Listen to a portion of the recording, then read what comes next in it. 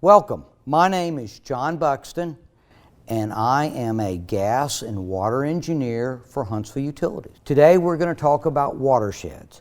We're going to talk about what is a watershed and why it is important to keep our watershed clean, because that affects the water that we drink.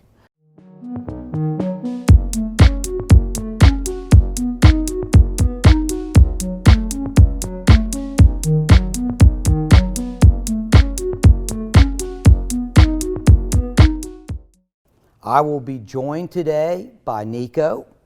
Come on in. And we will go through this, talk about a watershed. So first, Nico, do you have any idea what a watershed is? A watershed is the mountains and the erosion. Okay, it's a piece of ground. Let me help you out here. It's a piece of ground. And it's a piece of ground that when it rains, all the water drains to a water body. It all drains to the same water body. Can you give me some examples of a water body? Oceans. Oceans are huge water bodies, exactly. Lakes. Lakes, okay. Ponds. Ponds is a small water body, okay. Swamps. Swamps, that's a very special kind of water body. Rivers and creeks, okay. This is my model of a watershed. And it has neighborhoods with houses. We have a farm with both animals and where they grow crops. We have a factory, and this is our water body. This looks like our community, right? Yes, it does. Since Huntsville, Madison County is on the Tennessee River, we're going to call this our Tennessee River. Look at it. How is the water in the Tennessee River right now? It's right there. It's clean, right? Yeah. It's very clean. And if we look over here, we can see that the groundwater, that represents the groundwater, is also very clean. Yep. Why do you think it's important to keep our water clean? Well, we get the water from the Tennessee River. It goes through the pipes to the water treatment plant. We need clean water to survive. We drink it. Short answer. You gave a good answer, a complete answer, but the short answer is we drink the water. We want to keep it as clean as possible. So this is our watershed, and it's got, as I said, roads and bridges and so on. We're going to talk about pollution. And why is pollution important? Because it affects the quality, the cleanliness of our water. And we talk about two types of pollution. We talk about a point source of pollution, such as this factory, and I will demonstrate that in a minute. But what you'll see is if there's pollution from this factory or industry, then you can trace it all the way back from the water, the Tennessee River in our case, the water body, all the way back to the factory. Factories, like other commercials, are governed by state, local, and federal rules that eliminate or control what they can put back into the water. The other type is non-point source pollution. That's the typical way. I like to use a different word. I call it area pollution, because it can happen anywhere on the surface of our watershed. Can you give me an example of what types of pollution we might have here? You have the factory going into the stream that goes in there. And we'll show you that in a minute. Good point. What else? Well, there could be bottles in the lake. Trash. Okay. Good answer. This is representing trash along the side of the road. Maybe you have a neighbor that has trash all around their house, okay? Can you think of another example? Animal waste, okay? And we have the cows here with their animal waste, okay? We need to be careful on that. Hey, do you have a dog? Yeah, we have a lot. So, I have a dog too. I have an Australian Shepherd, and his name is Ozzy. And when I walk Ozzy, I take a plastic bag with me. Why is that?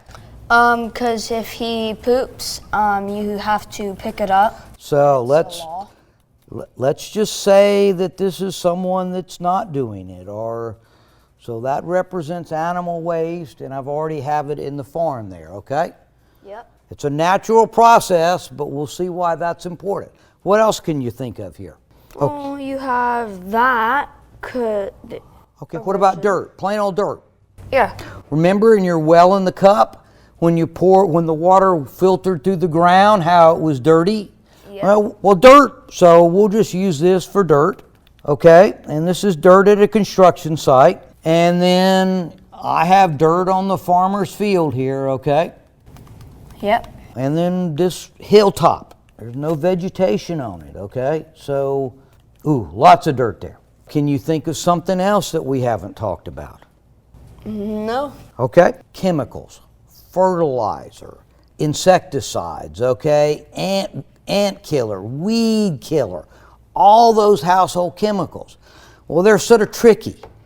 If they're used properly, they can be beneficial, but if they're not, they can become a problem. So we're going to use this as, too much fertilizer. They're put way too much fertilizer out, and maybe this is lots of weeds.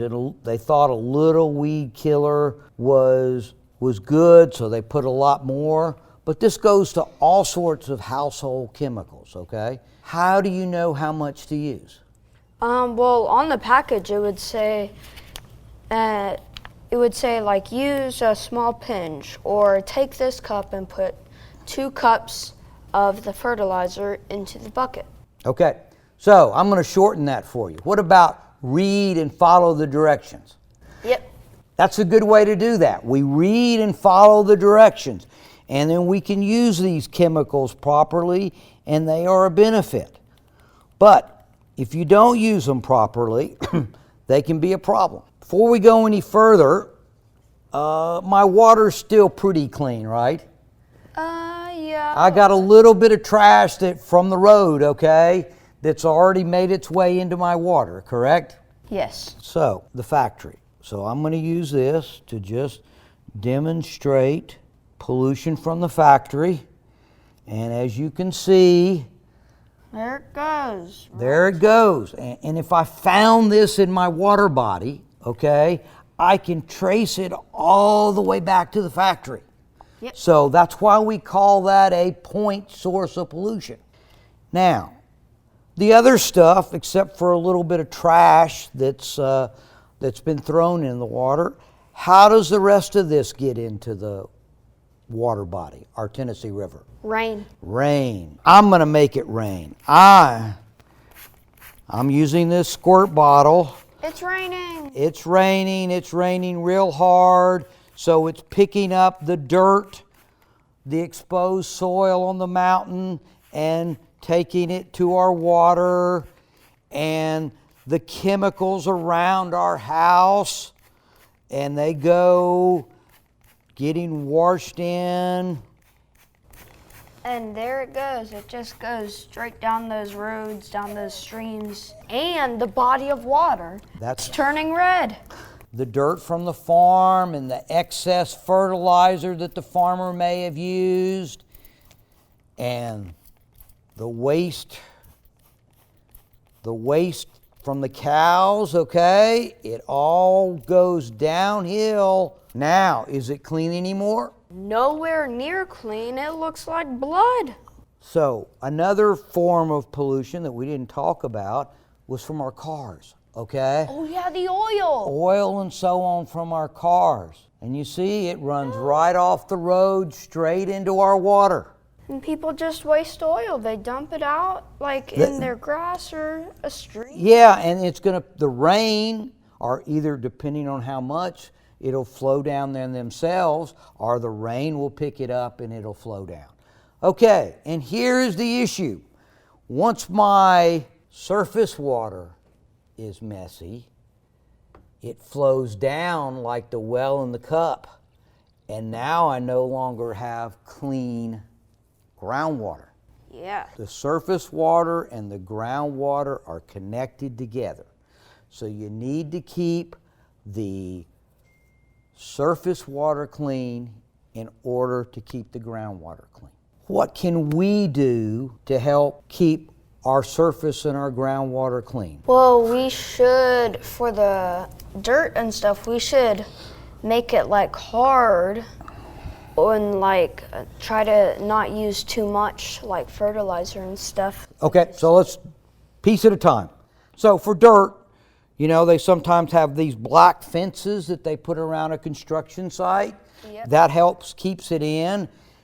The farmer could have left a grass strip here, okay, so that the water would have filtered through the grass before it goes in. For household chemicals, what's my favorite word there? Read and follow the directions. Yes. There it is. Read and follow the directions for that. What about for trash? That's the easiest one to deal with. You just wait and try to find the nearest trash can. Recycle what we can recycle, dispose of it properly. Absolutely. This is our watershed, and it's very, very, very important to keep the watershed clean because that keeps the water clean.